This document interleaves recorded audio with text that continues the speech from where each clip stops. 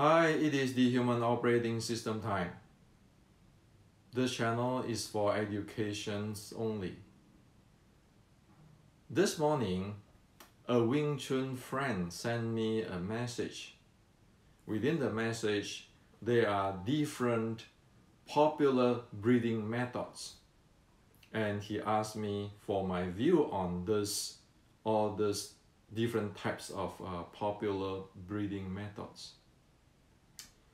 And that's why I decided to share this with you, so that you have a clear picture on what is going on. Because today there are many, which I call the breathing code, we don't want to get trapped inside that. And it can be really damaging, okay? So, one type of this type of code is using oneself as universal truth. So the founder or the creator of the method would say, look, I can do this. So the universe, everybody can do this because I can do this. I am the guy to show you my method, okay? The second type is using partial solution with partial science as truth. Like somebody say, you need to breathe with your nose. And that solves everything. And you can see, you can check with this SpO2 and blah, blah, blah. Okay.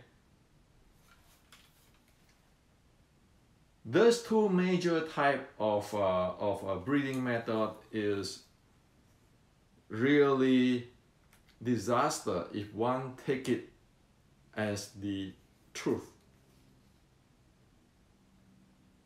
As we know that there's no such thing as a cookie cutter solution for human. There are different conditions, different situations. Something might work, something might not work. Okay, and this is not I'm saying here for reason or to debate or for argument. No, you check into the Chinese history, or even you check the Buddhism history or practice, you can see that not everybody can practice the same thing. And also with the different condition, even the same person is not going to practice the same techniques. That is reality. Okay? So this type of stuff is trying to push something without concern on the natural or holistic of human nature or human body.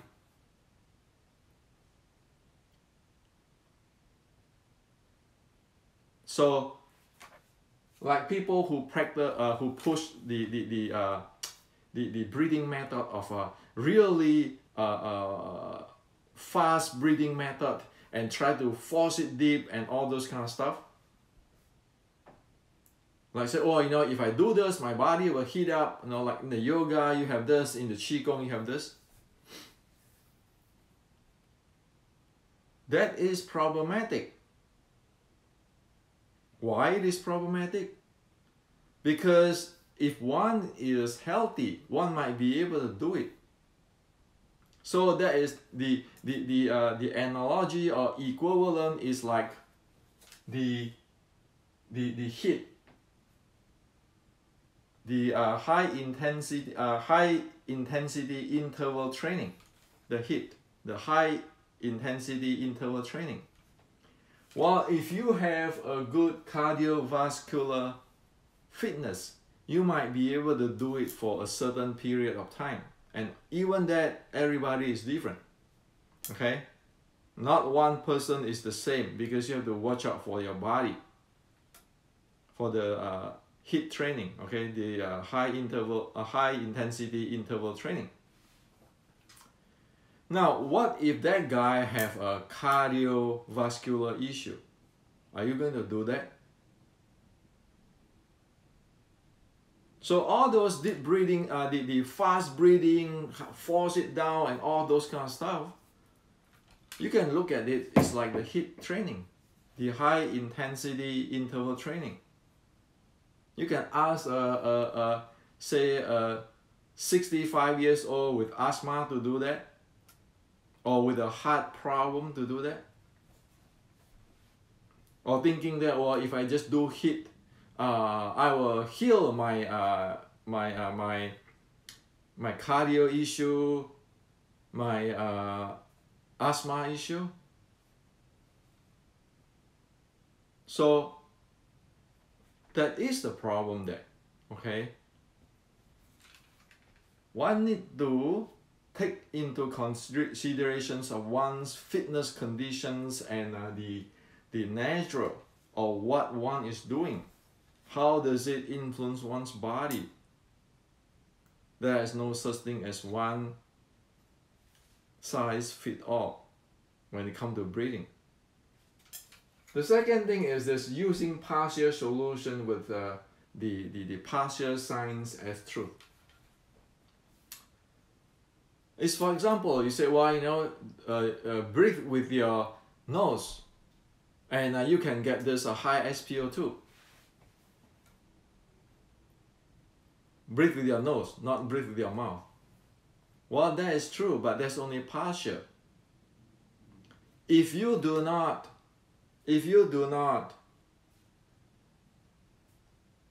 develop or train your diaphragm so that it be able to have a smooth, natural lower abs breathing, using nose to breathe, it's not going to solve the problem of the diaphragmatic breathing. It is not. Okay? So, this type of stuff, if you look into, like in my Wing Chun Matrix books, Wing Chun Inception books,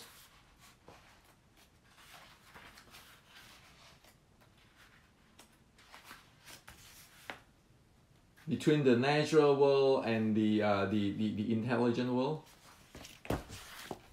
it is actually, this type of stuff, it is actually within the intelligent world manipulating stuff, while have no idea on the natural world and have no concern on the preconditions of the person. Why, if you sell this solution to some to majority of a 25-year-old which is healthy, of course, you know, you can have some good result. Like you get a healthy guy, you say, well, every day you can going to run 3 miles. Of course you're going to get good result. But what if the person have different physical condition issue? Okay? So those are manipulative stuff. When people try to sell stuff ignoring the natural, there's a manipulative stuff. And those stuff is dissipative. Those type of training is dissipative. And dissipative thing means it drain energy. It drain your body energy. Okay? You try to do a high how to say that, the breathing which is rapid breathing, deep rapid breathing. Okay, see whether it is draining or not. You might say, well, you know, if I do this deep rapid and deep breathing, I feel this sensation, that sensation. Fine, that sensations. The issue is that you are in a dissipative mode and you are actually manipulate your internal organs. Well, is that manipulations good in the long term? that is a serious issue. Okay. Now, so this type of stuff have no concern of the loading of internal organs, the loading of the internal organs. The Chinese has been known for at least 1,000 years that if you load your internal organs with all this breathing, you're going to create problem for those who is already sick. For example, those who have cardio issue, who have high blood pressure issue, who have kidney issue, who have lung issue, who have diabetic. If you are loading your lung, your heart, it's like in modern days, sometimes we say, oh, you know what?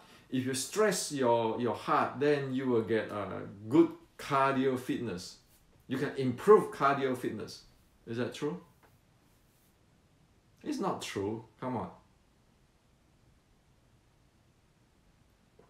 One need to know what one begin with. So in all the healing of the Chinese for past 1,000 years in records, disregard of it is Taoist school or Buddhist school or Confucian school, that's the bottom line. If you want to heal that guy, first you do not want to load their internal organs. You want to develop what they call the qi.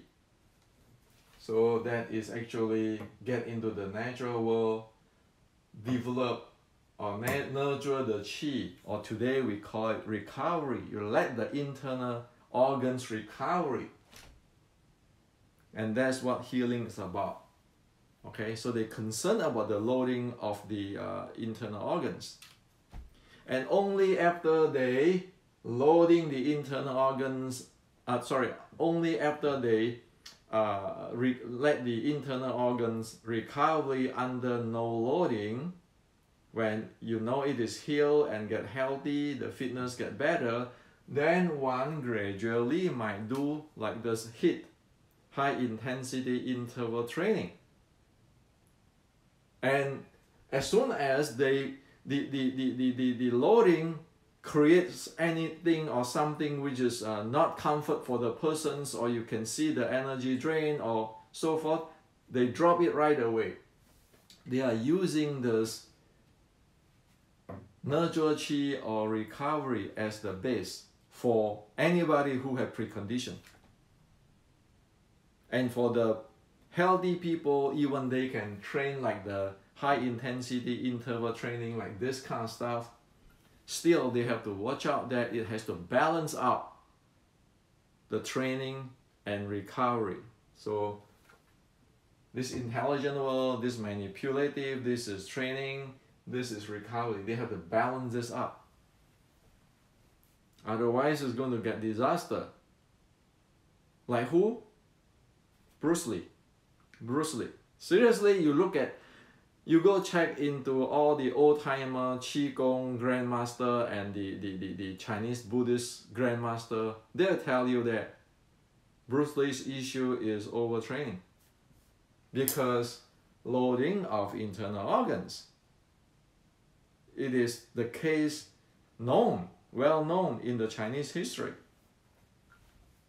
Sure, the Chinese have imported the yogic type of breathing into the Chinese system for past 1,000 years.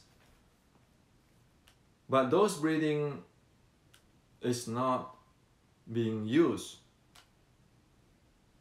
as everybody like it. It's very selective. Why? What is the purpose of this?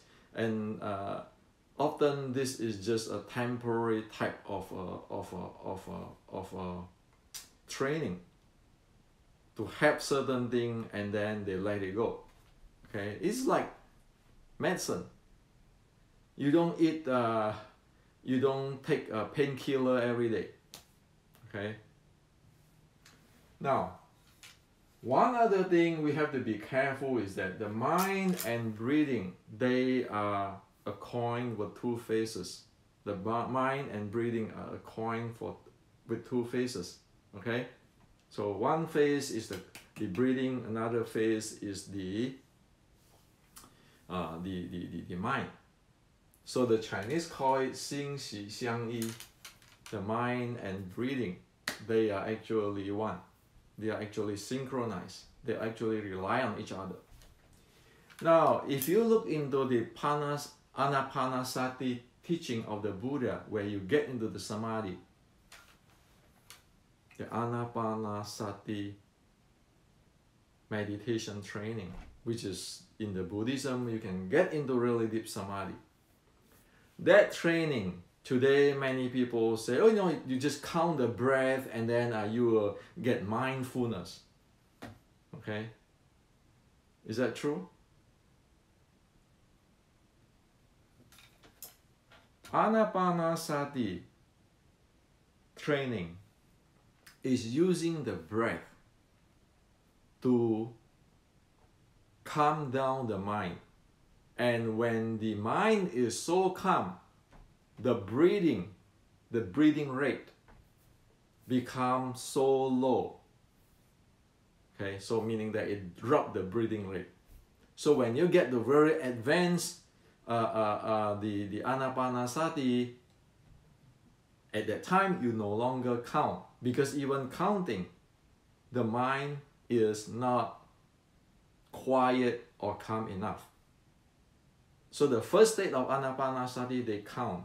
Maybe they only count 10 count. Once they get into the state, right away they don't count anymore. They just, their mind riding on top of their breathing. And the breathing is non-manipulative. It's the natural resonance breathing. So the mind is just synchronized with the breathing. And then when the mind gets quieter, the breathing, the rate of the breathing drops. And the breathing gets longer. Okay? So there's absolutely no rapid breathing there. You just let the body go inside there, and that's where you charge up. Like in the Taoists using this type of technology, this Anapanasati, as the nurture of Qi. So one practically have to get into that state of the mind quiet down and the breathing gets slower and slower in order to practice the basic of Qigong. So Qigong is not this rapid breathing with the breathing rate really high and then force it deeply. It's not. It's in here. It's in the natural world. Okay? So the truth of breathing in past at least 1,000 years in the history, in the big data, is that's why I wrote it in this book, and the details also in this book, the meditation matrix and the Wing Chun Inception. Now also, in order to quiet the mind, the body has to relax. So the mind and breathing and the body, actually, they are together. The quieter one's mind, the breathing, when it gets into the rate of the breathing is slowed down. The body is also loose up. So the body, how loose the body one can get, and how slow the breathing is directly proportional. So that's why in all this book, you look at it, it is there to show you to loosen up the body first. Because if you loosen up the body, your mind can calm down and your breathing can go deep and slow without even you have to do anything. No manipulative. And then with that condition, one can keep continues to go deeper, slower breathing, and the body get loose more, and the mind is more even calm. So like the N1 technology here, that's what it is. Simple stuff you get in there. So that is this side. Okay? So I hope you know that this stuff is like the HIIT, the high intensity interval training. Is that good? Sure. I mean, you can use even poison as a good medicine if you need that. But then in the daily life, you need to make sure that you have the proper nutrition, your energy level, your internal organs conditions. All those has to be known. Okay, so it's like in modern sports science between the recovery and training. That has to balance out. So this is to share with you today, okay? Those of you who like to know more details is in these two books, the Meditation Matrix and the Wing Chun Inception. And now we can measure it and so forth. Or if you get into this state. And so let's not get into all those, I call it a selling, you know, like a marketing selling, and it is a code. And also, speaking of the yoga on the Chinese Qigong and Buddhist meditation, everything, breathing is going to influence your mind, and it's going to influence one psychologically. Okay? So psychology can get into imbalance. Like those who practice Qigong can get into imbalance psychologically or hallucinations if they falls into an extreme type of thing. That's why in the Buddha Dharma, in the proper Taoist, breathing is really carefully treated. It's not like today, right? Everybody, if this guy say, oh, this is my method, and this guy said, this is my method, and all this kind of stuff, and people following it, and then you have all kind of followers say, yeah, is this working, blah, blah, blah. Without seeing all this thing, without knowing the side effect, and without knowing even how to handle this stuff. Because there's a responsibility there, okay? If that person get into problem, and today is like in front of the books or the teaching, it always asks us to sign a disclaimer. If you screwed, then that's your own problem. You do it at will. But in ancient, it's not. Ancient, the teacher look at it, say, hey, you can do it, you must not touch it. There is a responsibility. And today's world, because everything is up to your freedom, you buy or not. There is no responsibility. There's only what materialistic business here. And so how many people is this type of stuff is going to screw? So have to be careful.